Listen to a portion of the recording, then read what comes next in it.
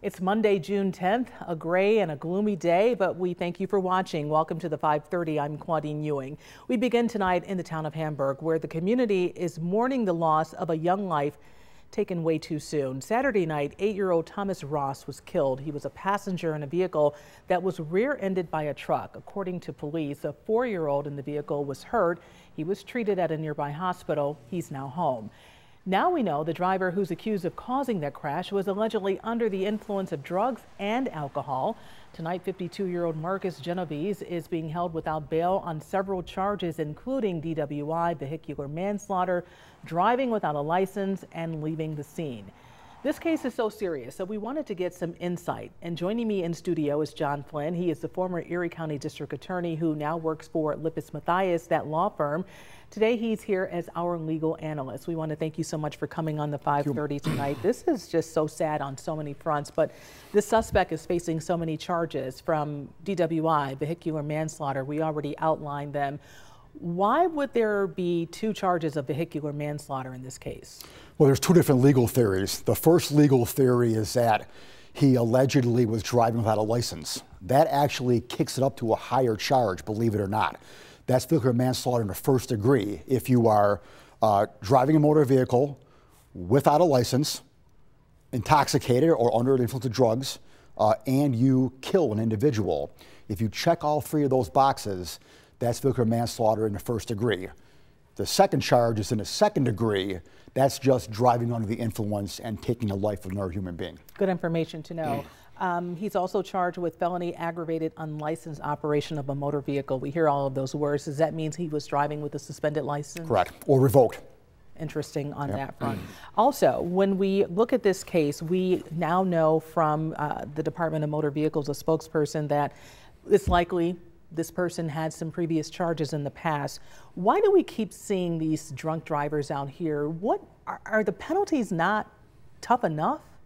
Well, you know, a lot, I would say a lot, but a good number of the individuals who are arrested for drinking and driving, especially at the felony level, go through an intensive alcohol program in order to get their license back, in order to have their charges reduced from a felony down to a misdemeanor. So, you know, a lot of times, you know, people go through Alcohol Anonymous programs, go through rigorous mental counseling, but they lapse. They go back to drinking and driving. It's my understanding that this individual had a conviction a number of years ago, that there's been a significant gap in the time from his previous one to this one right here. And so obviously he apparently never got his license back. And again, it appears that he never got his drinking under control either. I heard what you said about the programs that they have to go through, whether it's, you know, about drinking and looking at their mental health, all those things. Does it call into question those programs? Should they be stronger? Should they be longer?